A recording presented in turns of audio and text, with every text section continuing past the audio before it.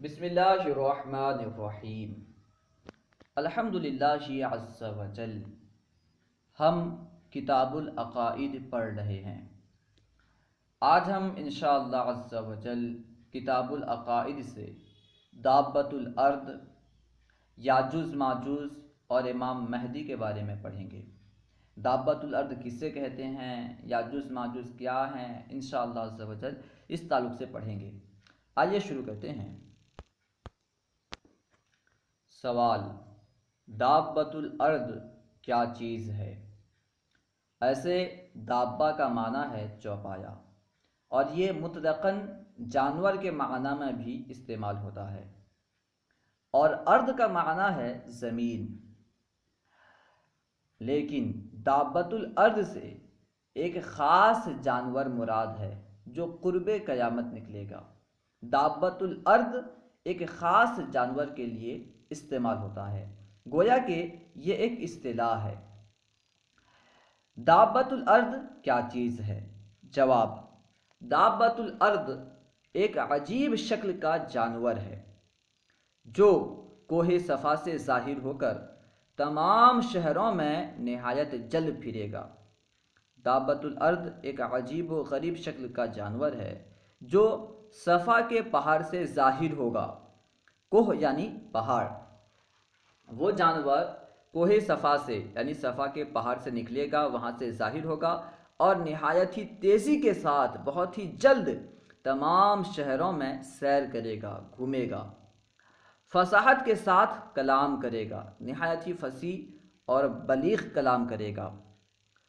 ہر شخص پر ایک نشانی لگائے گا، چاہے وہ مسلمان ہو یا کافر، ہر شخص پر ایک نشانی لگائے گا۔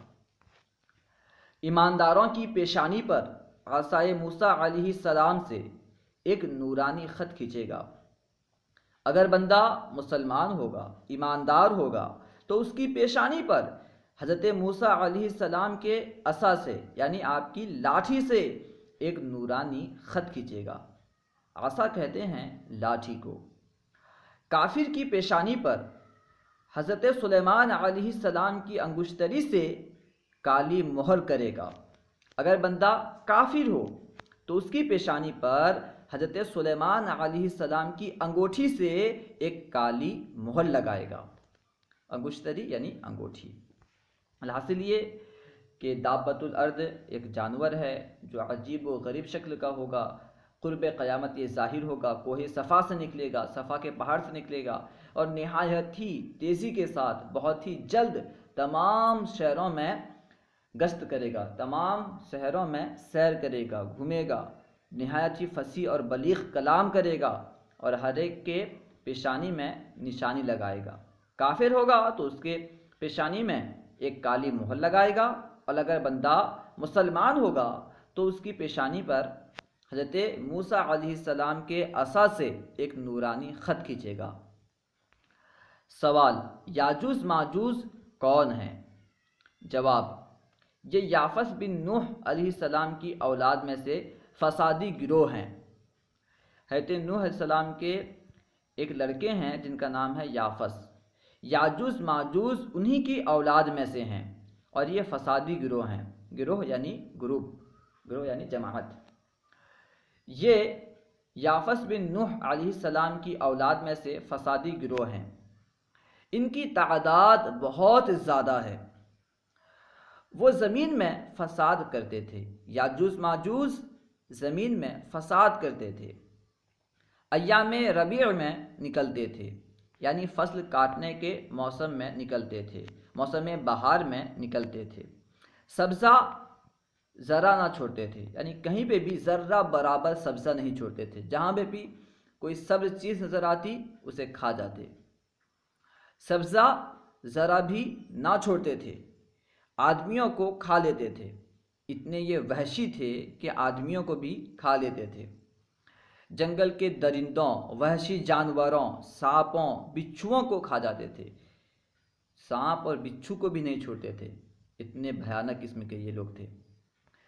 حضرت سکندر ذوالقرنین نے آہنی دیوار کھینچ کر ان کی آمد بند کر دی، یعنی لوہے کی دیوار کھینچ کر حضرت سکندر ذوالقرنین نے ان کا آنا بند کر دیا۔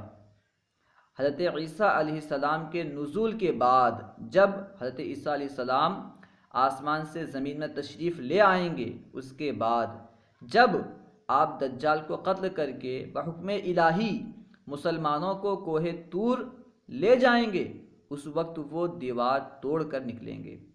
جب حضرت عیسیٰ علیہ السلام اتریں گے اور دجال کو قتل کریں گے، اس کے بعد اللہ سبحانہ و تعالیٰ کے حکم سے مسلمانوں کو ساتھ لے کر کوہ طور چلے جائیں گے، طور کے پہاڑ پر چلے جائیں گے۔ اس وقت وہ دیوار توڑ کر نکلیں گے اور زمین میں فساد اٹھائیں گے، فساد برپا کریں گے، قتل و غارت کریں گے، ماریں گے، لوٹیں گے۔ اللہ تعالیٰ انہیں حضرت عیسیٰ علیہ السلام کی دعا سے ہلاک کرے گا۔ پھر حضرت عیسیٰ علیہ السلام ان کے لیے دعا کریں گے، ان کے خلاف دعا کریں گے، تو پھر وہ ہلاک ہوں گے، پھر ان سے لوگوں کو راحت ملے گی۔